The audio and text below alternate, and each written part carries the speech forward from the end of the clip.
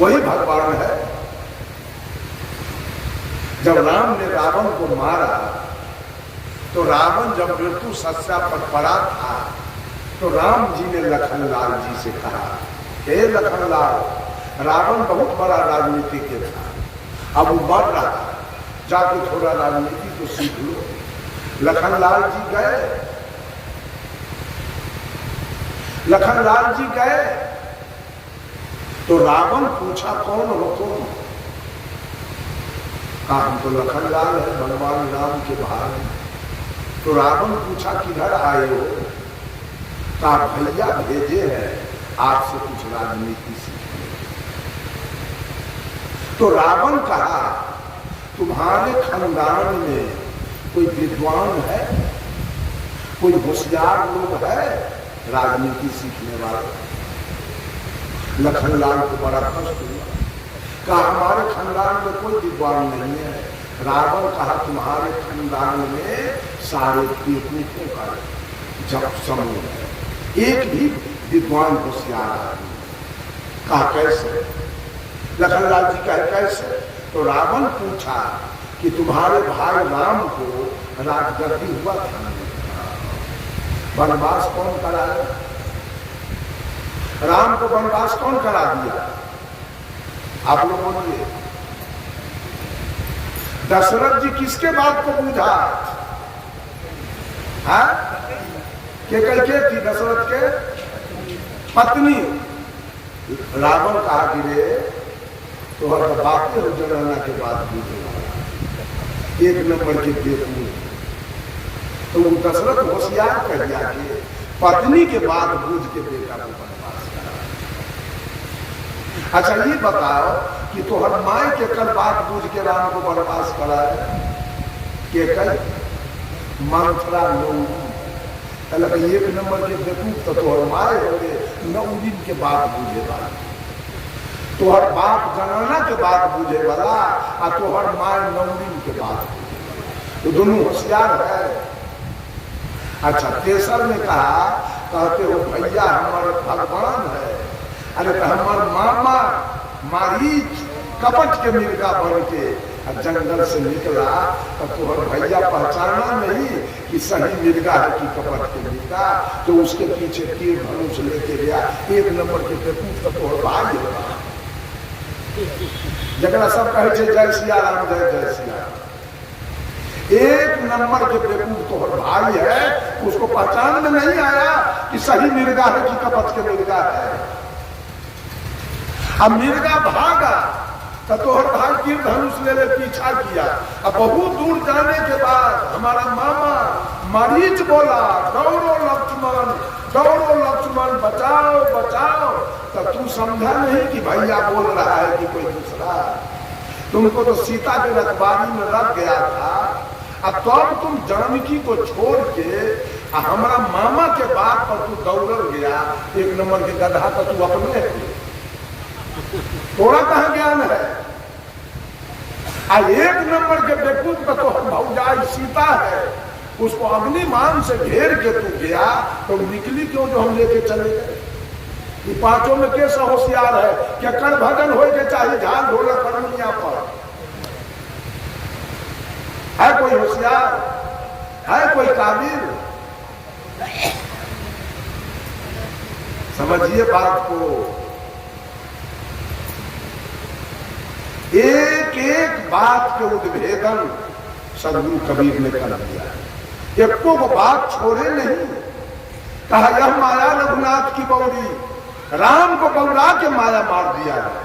यह माया रघुनाथ की बौरी, खेलन चली हेरा हो, चतुर चिकनिया चुन चुन मारे, कोई न राखो न्यारा हो, मौनी वीर दिगंबर मारे, ध्यान धरम से जोगी हो, जंगल में के जंगम मारे, माया कितहु न भूली। वेद पढ़नते वेदुआ मारे, पूजा करनते स्वामी हो, अर्थ विचारक पंडित मारे, बांधव सकल लगामी हो। श्रृंगी ऋषि बन भीतर मारे, शिव ब्रह्मा के फोरी हो, नाथ मछिंदर चले पीठ गए, सिंगर में बोरी। साकच के घर करता धरता, हरि भक्ता के चेरी हो, कहे कबीर चुनो भाई साधो, जो आगे तो किसका भजन करते? मैं तो कहता हूं कि कबीर का भी भजन मत कीजिए। कबीर का भजन करने से क्या मिलेगा? कबीर तो गए अपना काम करके, कबीर इसी धरती पर आए, अपना काम करके चले गए। आज हम लोग आए, हम भी तो अपना काम करें। कि कबीर के पीछे रहे, ये सब है राम के पीछे, कृष्ण के पीछे, ये धर्मराज के पीछे, ये बाबा कारू खिलहर के पीछे, बाबा विशु राउत के पीछे, सब पर। आपने तो बीड़ी पिए, सिगरेट पिए, झूठ बोले, चोरी करे, दलाली करे, बेईमानी करे, हत्या करे, बलात्कार करे, झूठ बोले, आप भगवान के पीछे सब। अपना कल्याण का मार्ग हो रहा है, अपना कल्याण के लिए कुछ कर रहे हैं कि भोला बाबा के जलधरी में लागल है।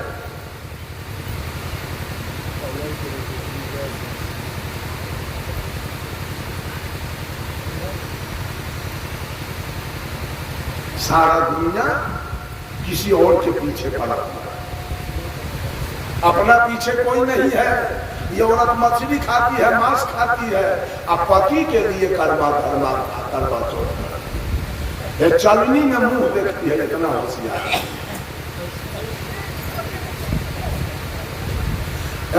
एक दूसरे आदमी के लिए भक्ति दूसरा कोई करेगा?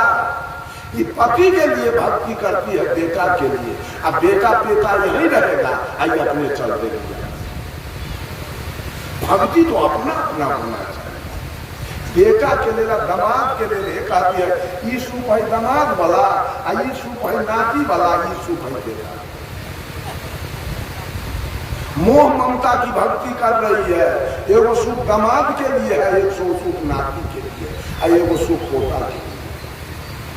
अब पोते एक दिन एक सोटा दे गई, वही में कहीं चल दे दुनिया से। पोते के सोटा से चल दे दुनिया से, अब पोता के सुख चल गई छठी माई। इतना बिहर औरत सब अपने तो मछली खाइए, मांस खाइए, अब पोता के लिए सुख चल गई छठी। छठ व्रत के हाल जानते हैं आप लोग? कहीं नहीं होता है, केवल बिहार में। पटना में दिनकर नाम के एक रविदास थे। उनके पत्नी का नाम था रौना। दिनकर के पत्नी का नाम था रौना। अब दोनों प्राणी में दो बेटी, बड़की बेटी के नाम छठिया और छोटकी बेटी के नाम परवेश। बेटा बेचारा के नहीं था, सोग में दोनों प्राणी। अब वैसे में मर गया बेटा के सोग नहीं हुआ। जब मर गया दोनों प्राणी तो बच गई दोनों बेटी छठिया परवेश। तो बस गई बाप के घरानी पर पटना। बहुत दिन के बाद दोनों बहन सोची एक दिन कि ठकुआ बना के खाना चाहिए। बाजार गई पटना दोनों बहन, गेहूं के आटा लिया, सरसों के तेल लिया, शक्कर लिया, आई घर पर सब सामान रख दिया।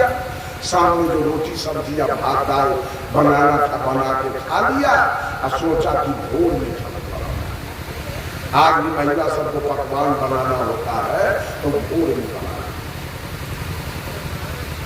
भोर में दुइये बजे रात में दोनों बहन चढ़ गए। एक बहन गई पानी लाने, पहले गरीब आदमी के यहाँ पानी का कोई व्यवस्था नहीं था। कोई अमीर आदमी के यहाँ कुआं होता था, उसी से गरीब दुखिया भर भर के पीते। उस गांव के अमीर आदमी के दरवाजे पर कुआं। दुइये बजे रात में छठिया चली गई पानी लाने। अब परमेश्वरी घर अपना बाहर गए, पानी भर के ले आई, लेकिन जिसके दरवाजे पर कुआं था उसका ऐलान था कि पहला पानी हमारा भराएगा तब दूसरा कोई लेगा। लेकिन आज तो छठिया दुइये बजे रात में भरते। राजा को कह दिया, हजूर छठिया 2 बजे रात में पानी भरते। राजा के क्रोध का ठिकाना नहीं। क्या हिम्मत है इसका कि पानी भर के ले? सिपाही भेज के दोनों बहनों को बोलवाया। आटा सना हुआ है, अब ठकुआ तेल कड़क रहा है, अब ठकुआ छनाएगा।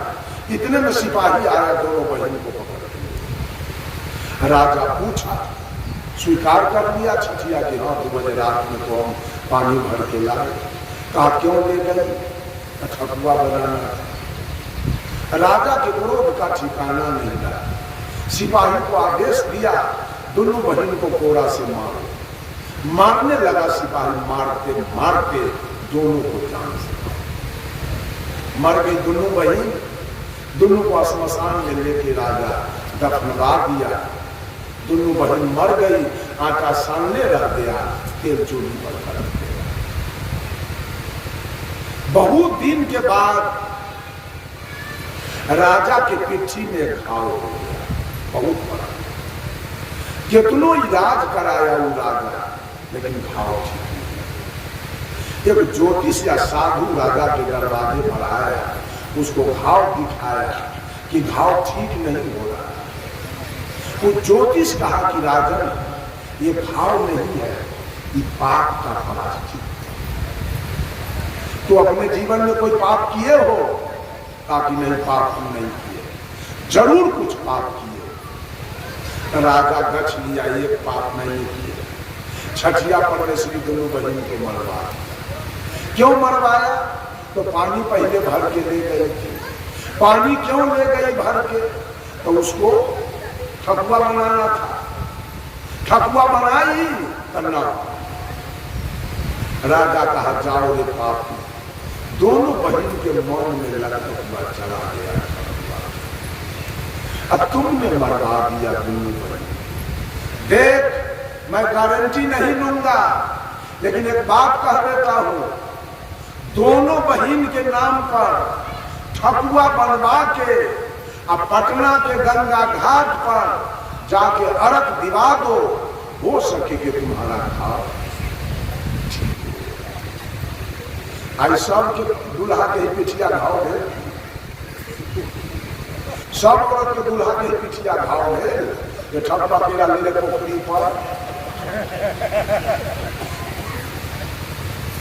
यही इसका मेन कहानी है। और वही पटना से पूरा बिहार, अब तो यूपी में भी चला। हम तो इस साल यूपी में थे छठ के दिन, वहां के महिला सब ये सुन। अच्छा काम का विस्तार नहीं होगा जल्दी, लेकिन गलत काम का विस्तार बहुत जल्दी होगा। छठ का विस्तार हो रहा है, लेकिन सत्संग का विस्तार नहीं।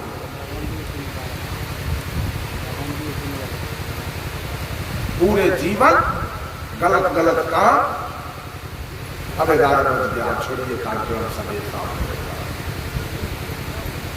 बंधु। कबीर के विचारधारा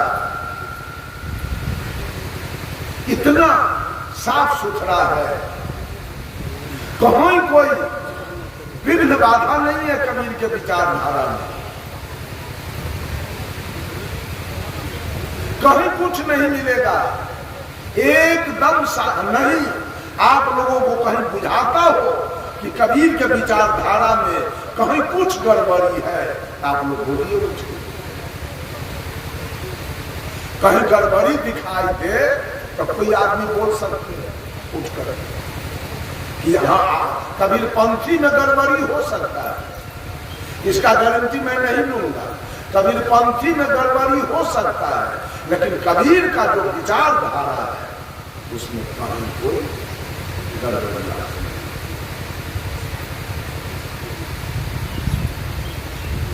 बोलिए सद्गुरु देव की जय। इस पर विचार करें, अपना कल्याण करें, सुंदर सब समाज का निर्माण करें। देवता कहीं बाहर नहीं, वो देवता आपके घर में बैठा है, तो आंखें देख रही, कान सुन रहा, नाक सुन रहा, मुंह बोल रहा, त्वचा स्पर्श कर रहा। कोई औरत के दूल्हा जवानी में मर गया, वो औरत दूल्हा के मुंह पर अपना मुंह कर रही। राजा हो राजा, एक शब्द तो बोलो। अब बोलेगा, बोलने वाला तो निकल चुका है, अब मुंह नहीं। जब तक वो परमात्मा की सत्ता घट में है, तभी तक मुंह बोल रहा है, तभी तक आंख देख रहा है, तभी तक कान सुन रहा है, तभी तक नाक सुगंध उर्गंध ले रहा है। जिस दिन वो सत्ता काया से निकल जाएगा, मुंह बोलना बंद कर देगा, कान सुनना बंद कर देगा, नाक सुनना बंद कर देगा और 50% से हर भक्त में, हर भक्त, तुलसीदास जी ने भी रामचरितमानस में लिखा, जय जय अविनाशी सब घटवासी व्यापक ब्रह्म अनंता। लिखे ना तुलसीदास जी, सिया राम मैं सब जग जानी। ये ज्ञान अगर मनुष्य को हो जाए कि हर घट में परमात्मा है, हर घट में परमात्मा की सत्ता है, तो आदमी, पुरुष, पति अपने पत्नी को एक गाली एक थप्पड़ करेगा, वो समझेगा कि मेरे पत्नी में भी परमात्मा है। समझ लीजिए इस बात को। अब पत्नी समझ लेगा कि मेरे पति में परमात्मा है, सास समझ लेगी कि मेरे पुतोह में परमात्मा है, अब पुतोह समझ लेगी कि मेरे सास में परमात्मा है, ननद समझ लेगी मेरे भाभी में परमात्मा है, अब भाभी समझ लेगी मेरे ननद में परमात्मा है। सब घर मंदिर बन जाए, कहीं कोई झगड़ा, लड़ाई, छीना झपटी, चोरी दलाली, अनाचार कदाचार, बेविचार बलात्कार, भ्रष्टाचार, नरसंहार, एक शब्द कबीर का है, एक शब्द आदमी के दिमाग में अगर बैठ जाए तो धरती स्वर्ग। एक शब्द दुनिया वालों को कबीर ने दिया, कौन?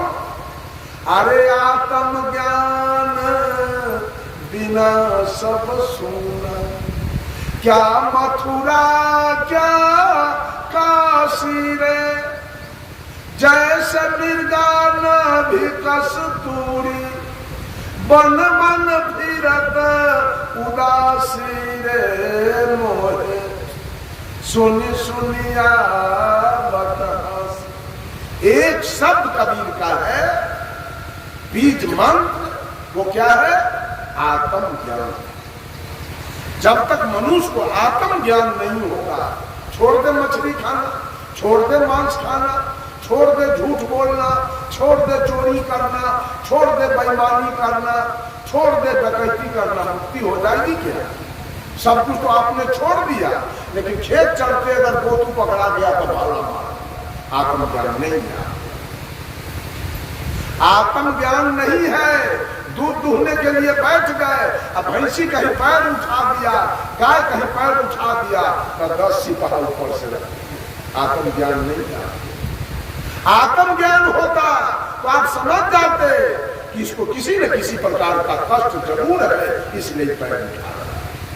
उसके बीमारी का विपरीति का उपाय करते अगर आत्मज्ञानी आप होते तब, लेकिन आत्मज्ञानी न है, कंठी बांधने से क्या हो जाएगा? आप आत्मज्ञानी नहीं है। आप बैल को हौड़ जोतने ले गए, अब बैल अगर बैठ गया तो आप ऊपर से पहला प्रहार करते हैं। आप आत्मज्ञानी होते तो समझते हमारे बैल को जरूर न किसी प्रकार का कष्ट है, कल नहीं बैठा, आज क्यों बैठ रहा है, कोई न कोई दुख इसको जरूर है। आप हौड़ में से खोल के उसको ले जाते डॉक्टर के यहाँ। अगर आप आत्मज्ञानी हो, आपकी पत्नी आज कोई काम नहीं किया, वो बिछावन पर पड़ी है, उसका तबीयत खराब है, आप उसको गाली दे रहे हैं। आत्मज्ञान है आपके पास, आपको जाके पूछना चाहिए कहाँ की हुई है, से बोलू चलो। अब आत्मज्ञान है आपके पास। संत मत में चले गए, कबीर मत में चले गए, अब बकरी पोस पोस के कटवा रहे हैं, और साहेब बन गई, संत मत चल रहा। आत्मज्ञान है तो पैसा आत्मज्ञान। झूठों का ही पंथ चल रहा है, विचार कुछ नहीं, आत्मज्ञान कुछ नहीं है, करनी कुछ नहीं है। अपना बेटा बेटी के तन का बुखार लग जाए तो ये औरत सब बेचैन हो जाएगी। अब बकरी के बच्चा के कटवा के दमाद के सलामी देती, नाती के देती है, बेटी के छोड़ा रुपया गर्दन कट्टी वाला, ये छोड़ देगा इसको। जवान बेटा कटेगा, वो दिन माथा पटकेगी चौकट पर कि हमार बेटा केकर की बिगाड़ लगे, आज हमार बेटा तो पता नहीं तुमको कि जवान खसी को कटवा रहे थे, इसलिए आज जवान बेटा का गला बदला कोई नहीं जाएगा और कोई नहीं हटा सकेगा। उस दिन चौकट पर के मानी पटक के माथा मर देगा कि हमारे जवान बेटा के गला कट गया। आत्म ज्ञान सबसे, जब आत्मज्ञान मनुष्य को हो जाए तो धिक्कार है कि दूध में पानी मिलाएगा। वो सोचेगा जिसको दूध दे रहे हैं वहां परमात्मा बैठा है, उसको हम पानी मिला के कैसे, उसको चावल में कंकड़ मिला के कैसे, उसके साथ घंटी कैसे मारे, उसके साथ मुनाफाखोरी कैसे करे, उसका आरी कैसे तोड़ दे, उसको गाली कैसे दे दे, उसको मारे कैसे, उसके साथ झूठ। एक आत्मज्ञान मनुष्य के पास हो जाए तो धरती स्वर्ग जाने की जरूरी नहीं पड़ेगी, धरती स्वर्ग होगा। इसमें बेईमानी तुलसीदास जी भी नहीं किया। तुलसीदास जी ने भी रामचरितमानस में एक शब्द लिख दिया। क्या लिखा मालूम है? आत्मय अनुभव सुख सुप्रकाशा तब भव मूल भेद भ्रम नाशा। कि जिस दिन आत्मा की अनुभूति हो जाए तो ऊंच नीच छुआछूत अवन सवर्ण नीच ऊंच गोरा काला विद्वान मूर्ख धनी निर्धन ये सब भेद उसी दिन खत्म हो जाएगा जिस दिन आत्मा की अनुभूति होगी। तो आप 80 बरस के 90 बरस के कोई बेचारा राम है चाहे पासवान है, उसको अमीर लोग देख करता है कीरे फलना की हाल चाल है। क्यों? आत्मज्ञान के अभाव में। जिस दिन उसको आत्मज्ञान हो जाएगा समझेगा इसमें भी परमात्मा है, उसको कहेगा वो अक्का हो चला। ये सारा भेदभाव क्यों है? एक आत्मज्ञान के बिना आत्मज्ञान की चर्चा इस विश्व में करने वाला कौन है? केवल कबीर। कबीर ने आत्मज्ञान की चर्चा किया है और कोई ऋषि महर्षि आत्मज्ञान की चर्चा नहीं किया। आप कहीं से पता लगा लीजिए आत्मज्ञान की चर्चा करने वाले सब। आप आत्मज्ञानी बनिए, आपके बेटी में परमात्मा है, आपके बेटा में परमात्मा की सत्ता है, आपके पत्नी में परमात्मा की सत्ता है, आपके सास ससुर में परमात्मा की सत्ता है, आपके माता पिता में परमात्मा की सत्ता है, आपके गाय भैंस में परमात्मा की सत्ता है। ये ज्ञान अगर आपको हो गया सहज ही। लेकिन पंछी तो लोग बांध लेते हैं आत्मज्ञान। आत्मज्ञान के अभाव में सब खत्म होता है। देखो आत्मज्ञान नहीं है तो गुरु के चरण में अपन नाक खूब रगड़ते हैं, अम्मा के रंजिया चोटी करते, बाप को भरुआ गुंडा करते, बाप पर आपका थप्पड़ मुक्का चलता है, माए पर लाख जूता चलता है और गुरु के पैर में अपन नाक रगड़ते। इसका मतलब आत्मज्ञान आपके पास है। आत्मज्ञान होता तो उसी दृष्टि से आप माँ को देखते, जिस दृष्टि से गुरु को देख रहे हैं उसी दृष्टि से अपने माँ को देखते हैं। ये वो हमर देवता है, एकरे पेट से हम निकले, एकरे दूध हम पी कर जवान दे दिए।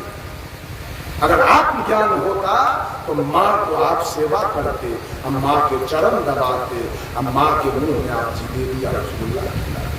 अगर आत्मज्ञान आप बाप का सेवा करते, आप बाप को खिलाते पिलाते, आत्मज्ञान होते तब। ये सारे लोग किसी न किसी पंथ से धर्म से जुड़ चुका है। हम माए बाप के कोई माए बाप के कोई इज्जत करने के लिए तैयार नहीं है। जो माए बाप से पैदा लिया, जो माए बाप सब कुछ दे दिया, उस माए बाप को देखने के लिए। एक दिन हम आरती गाए, एक दिन आरती गा रहे थे, आरती में मैंने एक कड़ी गाया, आरती करू निज मातु पिता जिन प्रभु श्री जानहार साहेब के आरती। संत मत वाला बिगड़ गया हमरा पर, आप लोग आरती को भी बिगाड़ के रखा है। आरती केवल गुरु की होनी चाहिए, माए बाप के। हम गिरे छुछुन्नर, माए बाप थोड़ा पैदे न कर दे तो गुरु के जरूरी कहां से? गुरु करेंगे तब जरूरी कहां से, तो पहले गुरु तो हमारे माँ बाप है, तब गुरु के चरण में हमको जाना।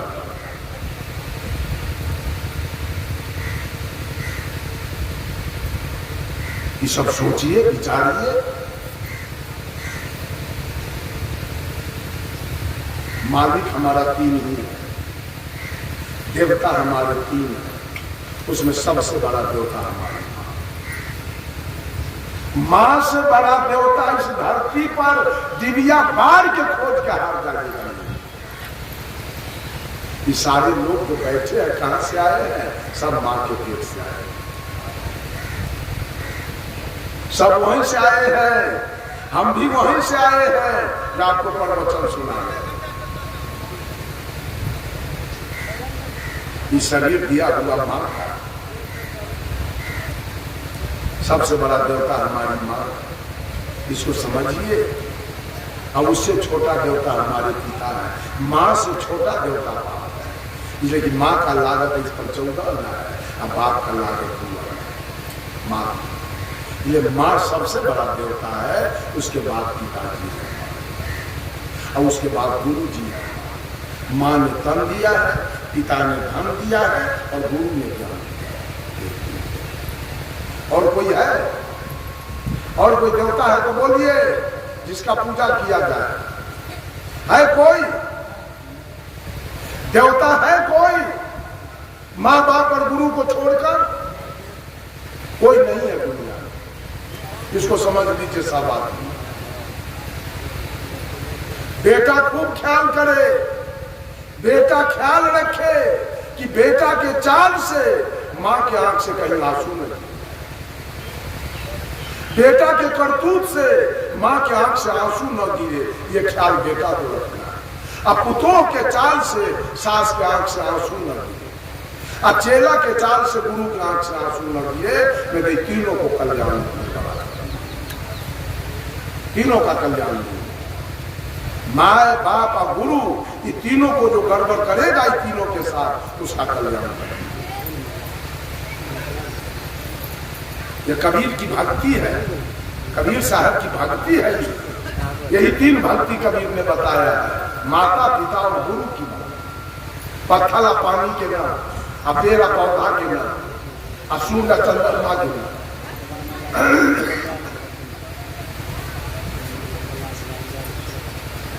बस थोड़ी सी चर्चा करके अब वाणी पर विराम देता हूं।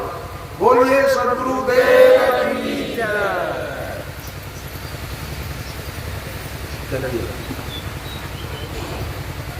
श्री सद्गुरु